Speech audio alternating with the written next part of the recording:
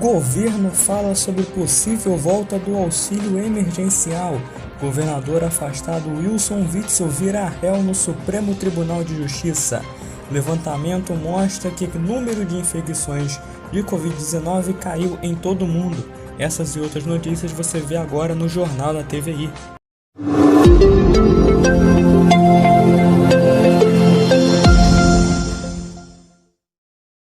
Eu fiz história na apresentação de um telejornal da Rede TVI.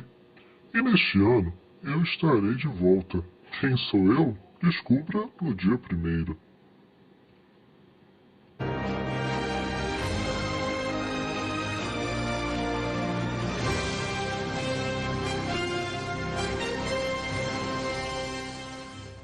Boa noite, a gente começa o Jornal da TVI de hoje um pouco diferente.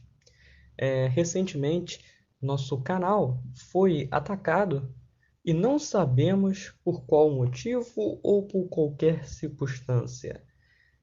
Nós reiteramos que a Rede TVI é uma emissora fictícia, democrática, na qual buscamos trazer para todos o melhor da informação, o melhor do entretenimento, né?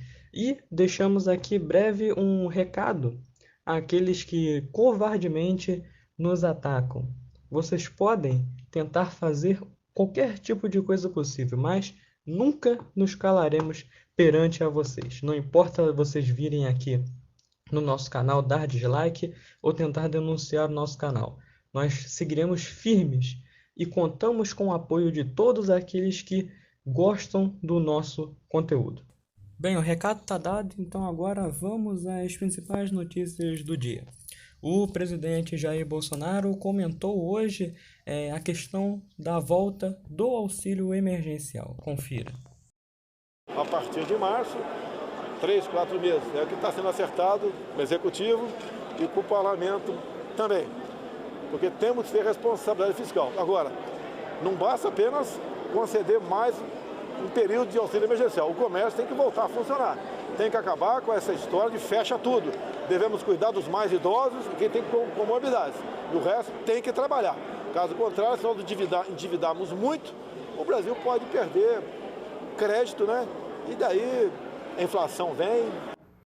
O ministro da Economia, Paulo Guedes, o presidente da Câmara dos Deputados, Arthur Lira, e o presidente do Senado, Rodrigo Pacheco, fizeram uma coletiva de imprensa no início dessa tarde, destacando os principais pontos da reunião que tiveram nessa segunda-feira. Dentre os assuntos está o auxílio emergencial, as reformas do governo e a vacinação.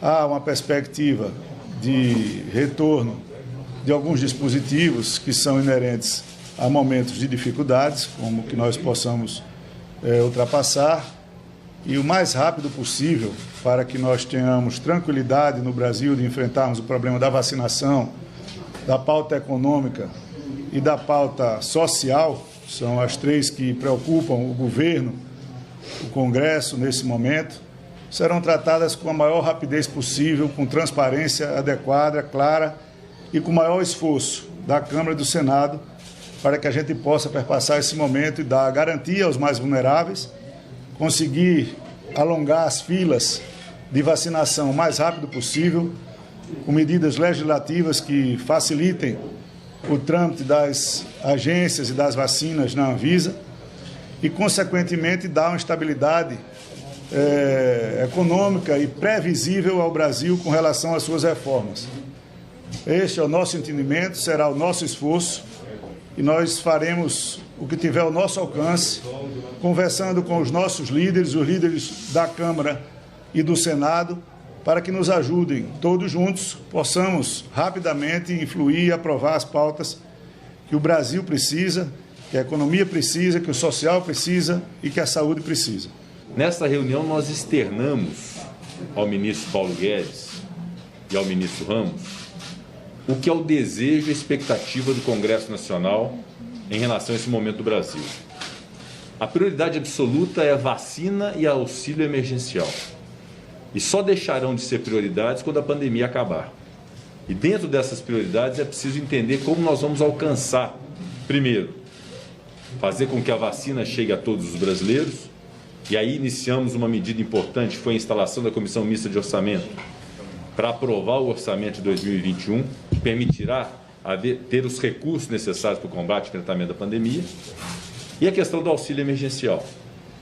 Há uma expectativa do Congresso Nacional, que é uma expectativa da sociedade, de que seja autorizado o auxílio emergencial. A nossa expectativa é, naturalmente, que haja um auxílio que seja suficiente para poder alcançar o maior número de pessoas, com a responsabilidade fiscal que é preciso se ter no Brasil, isso é evidente que nós precisamos ter essa observância fiscal, e nossa expectativa é que possamos ter no mês de março, abril, maio e, eventualmente, no quarto mês de junho, um auxílio emergencial. É essa a nossa expectativa, é esse o nosso desejo que externamos ao ministro Paulo Guedes e ao ministro General Ramos. Para que isso aconteça, é fundamental que o Congresso também faça a sua parte. E nós assim o faremos. E há um cronograma de trabalho que nós estipulamos, por exemplo, para a reforma tributária. Já na semana passada, eu e o presidente Arthur Lira, fazendo uma programação de apreciação da reforma tributária no decorrer do ano de 2021. Igualmente a reforma administrativa, que está na Câmara dos Deputados, e o presidente Arthur Lira já cuidou de dar o andamento com o encaminhamento oportuno à Comissão de Constituição e Justiça. E de nossa parte no Senado, as propostas de emenda à Constituição, a PEC emergencial, número 186, a PEC dos fundos públicos, 187, e a PEC do Pacto Federativo.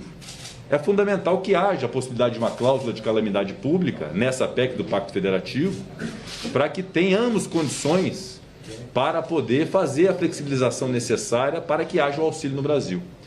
Então nós temos essa compreensão do que é o papel do Ministério da Economia e da equipe econômica do governo, o que é o nosso papel no Congresso Nacional, e o que existe aqui entre nós é uma relação de confiança, que cada um vai cumprir o seu papel para estabelecer esse protocolo fiscal e termos, enfim, o auxílio emergencial no Brasil. É a nossa expectativa, é pelo que nós estamos trabalhando, e eu acredito muito que nós tenhamos um resultado muito positivo, que é conciliar o interesse público de ter o socorro a essas pessoas vulnerabilizadas com a responsabilidade fiscal a partir de um protocolo fiscal que demonstra que o Brasil é um país sério e que cuida das suas finanças. Então é esse conjunto de fatores que nos une aqui hoje e vamos ter a expectativa concreta de que possamos resolver isso nos próximos dias. Foi muito bem dito, presidente da Câmara, deputado Arthur Lira, presidente do Senado, senador Pacheco, Rodrigo Pacheco. Nós avançamos bastante exatamente no que foi dito aqui. O compromisso com a saúde, vacinação em massa e auxílio emergencial, e o compromisso com a responsabilidade fiscal, que é justamente o novo marco fiscal que representa o Pacto Federativo com essa cláusula de calamidade pública. Então, nós avançamos bastante, extraordinariamente construtivo o clima entre o Congresso, o Senado e o governo, entre a Câmara de Deputados, o Senado e o governo, e nós estamos todos na mesma luta. Vacina em massa, auxílio emergencial o mais rápido possível e as reformas. Particularmente essa do marco fiscal, que garante que nós vamos enfrentar essa guerra sem comprometer as futuras gerações.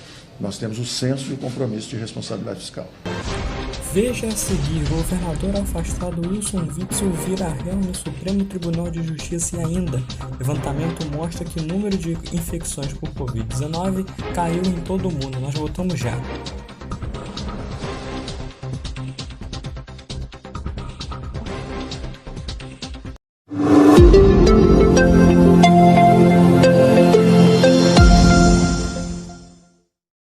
Interrompemos a programação para falar da economia com Paulo Guedes. Paulo Henrique Guedes, o único. Eu sou psicólogo e trabalho com RH. Economia mesmo é gastar o que você pode. Esse Whopper custou R$ 9,90. Sério, R$ 9,90. Tá valendo. Tá economizando. Olha o peso, olha o tamanho. Aqui já tá pequeno porque eu comi pra caramba. Isso daqui não é investimento, meu nome não é Paulo Guedes. Falou economia? Promoção PK todo dia. Todo dia tem esses super sanduíches por só R$ 9,90. Burger King, do seu jeito. R$ 9,90? Não precisa de saber de economia, não.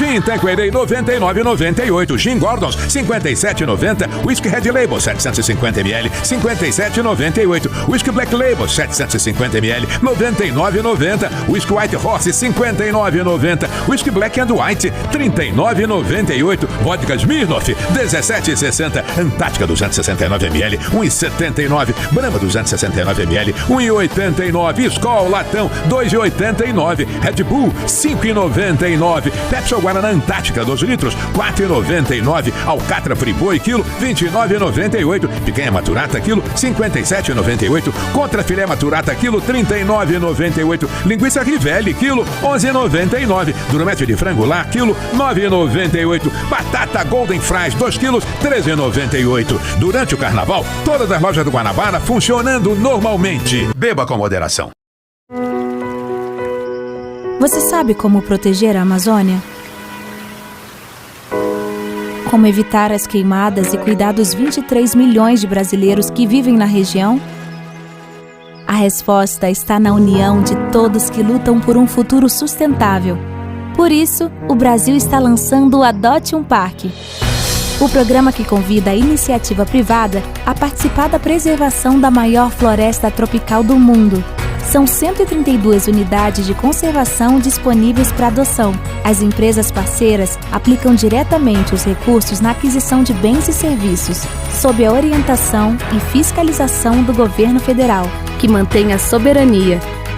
Uma parceria entre os poderes público e privado para a proteção da biodiversidade da região amazônica. Com mais recursos e melhor monitoramento, os perigos diminuem.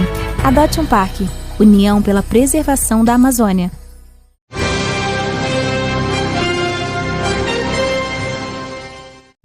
Nós estamos de volta e o governador afastado do Rio, Wilson Witzel, virou réu no Supremo Tribunal de Justiça e terá que responder pelos crimes de lavagem de dinheiro e corrupção passiva. Não houve divergência. Todos os ministros do Superior Tribunal de Justiça acompanharam o voto do relator e aceitaram a denúncia contra o governador afastado do Rio, Wilson Witzel. O voto pelo recebimento da denúncia apresentada pelo Ministério Público Federal pela prática dos crimes de corrupção passiva majorada por 21 vezes, lavagem de capitais majoradas por 21 vezes. Também por unanimidade, os ministros do STJ prorrogaram por mais um ano o afastamento de Witzel do cargo de governador do Rio. Nesse período, ele não pode entrar em prédios do Estado e nem ter contato com funcionários do governo. A denúncia do Ministério Público Federal apontou que, quando estava no cargo, Witzel favoreceu a contratação de algumas empresas da área da saúde em troca de propina. Essas empresas, segundo as investigações, tinham contratos de fachada com o escritório de advocacia da primeira-dama Helena Witzel. O escritório de Helena Witzel não recebeu nenhum valor até agosto de 2019. A partir do citado mês, no entanto, o escritório de Helena começou a receber valores das 3 empresas acima. Deixa claro o propósito da lavagem de ativos por meio de celebração simulada dos contratos de consultoria jurídica. Parte da denúncia se baseou na delação premiada do ex-secretário estadual de Saúde, Edmar Santos. O ministro relator vai decidir nos próximos dias se retira o sigilo da delação, como prevê a lei. Quando isso ocorrer, o processo de impeachment contra o governador afastado poderá ser retomado. O governador afastado criticou a decisão do STJ e disse em uma rede social que não cometeu irregularidades. Um levantamento feito pela AFP, a agência francesa de notícias, mostra que casos de contaminação de Covid-19 caíram em todo o mundo. O número de novas infecções por Covid-19 continuou a diminuir nos últimos 7 dias, atingindo o nível mais baixo desde outubro. O levantamento foi feito pela AFP com base em dados oficiais, mas é preciso levar em consideração que o número de casos diagnosticados reflete apenas uma parte do número real de infecções e que as comparações entre os países devem ser feitas com a máxima cautela, pois as políticas de detecção variam. Segundo o balanço global feito pela AFP até quinta-feira, com 412.700 infecções registradas diariamente nos últimos 7 dias, o indicador continua em queda, tendência que começou há um mês. Os novos casos continuam diminuindo desde o recorde de 743 mil novas infecções por dia registradas na semana de 5 a 11 de janeiro. Agora atingiram seu nível mais baixo desde a semana de 17 a 23 de outubro de 2020. Em um mês, as novas infecções em todo o mundo reduziram quase pela metade. Nunca desde o início da pandemia este indicador havia registrado uma queda tão forte e prolongada. Todas as regiões do mundo registraram desaceleração nos últimos 7 dias. No Haiti, a crise política causa novas manifestações e cada vez mais violentas. Nessa última quinta-feira, um carro da polícia foi incendiado. Um grupo de manifestantes incendiou um veículo da polícia durante a noite no bairro Village de Dié, em Porto Príncipe, capital do Haiti. Essa foi uma resposta à repressão da polícia com gás lacrimogênio contra centenas de pessoas que protestavam contra o presidente na última quarta-feira. O país está em meio a mais uma crise política que se intensificou depois que funcionários do governo alegaram ter frustrado tentativas de golpe e assassinato do presidente. O chefe de Estado, Jovenel Moïse, recebeu diversas acusações de que estaria estendendo ilegalmente o mandato. Ele diz que vai permanecer no poder até fevereiro de 2022, mas a oposição argumenta que ele deveria ter deixado o cargo no fim de semana passado, em um impasse sobre eleições contestadas. Na segunda-feira, os políticos da oposição nomearam um líder para substituir Moïse, o juiz Joseph Messene Jean-Louis, membro do Tribunal de Cassação desde 2011. Os Estados Unidos apoiaram a posição de Moïse e ele parece ter conservado o controle do país caribenho. Mas em um comunicado publicado na terça-feira no Twitter, a embaixada americana em Porto Príncipe informou estar profundamente preocupada com quaisquer ações que comprometam as abaladas instituições democráticas do Haiti. A disputa sobre o fim do mandato do presidente se deve à votação original que levou Moïse ao poder. Ele assumiu o cargo em um pleito posteriormente cancelado por alegações de fraude e então foi eleito um ano depois, em 2016. O presidente da OMS disse que estão abertas todas as hipóteses sobre o surgimento do coronavírus. A equipe de investigação que foi até a China não conseguiu encontrar o local de origem da doença. Todas as hipóteses sobre a origem do novo coronavírus permanecem abertas. A declaração foi feita nesta sexta-feira pelo diretor-geral da Organização Mundial da Saúde, Tedros Adhanom, em uma entrevista coletiva sobre a recente missão da OMS na China. A missão alcançou uma melhor compreensão dos primeiros dias da pandemia e identificou áreas para análises e pesquisas adicionais. Um grupo de especialistas da OMS esteve na cidade de Wuhan, onde foram detectados os primeiros casos da Covid-19, mas não conseguiu identificar a origem do vírus. A missão, no entanto, descartou a teoria de que o novo coronavírus tenha sido criado em um laboratório da cidade. O especialista em segurança alimentar e zoonoses Peter Benembarek chefiou a equipe enviada à China. Muitas vezes, quando surtos emergentes de doenças acontecem, a primeira reação é, e é natural que seja, tratar os pacientes, entender a doença e encontrar casos. Não se tenta descobrir como isso aconteceu, mas talvez isso seja algo que devemos olhar no futuro, como responder melhor aos surtos emergentes de doenças. Durante a entrevista coletiva, o diretor-geral da OMS disse esperar que um informe resumido da visita seja divulgado na próxima semana, antes da publicação do relatório. Bem, e o Jornal da TVI fica por aqui. Outras notícias você tem mais tarde no Meia-Noite News. Assista agora a série Brooklyn Nine-Nine. Uma ótima noite para você e a gente se vê de novo na segunda-feira.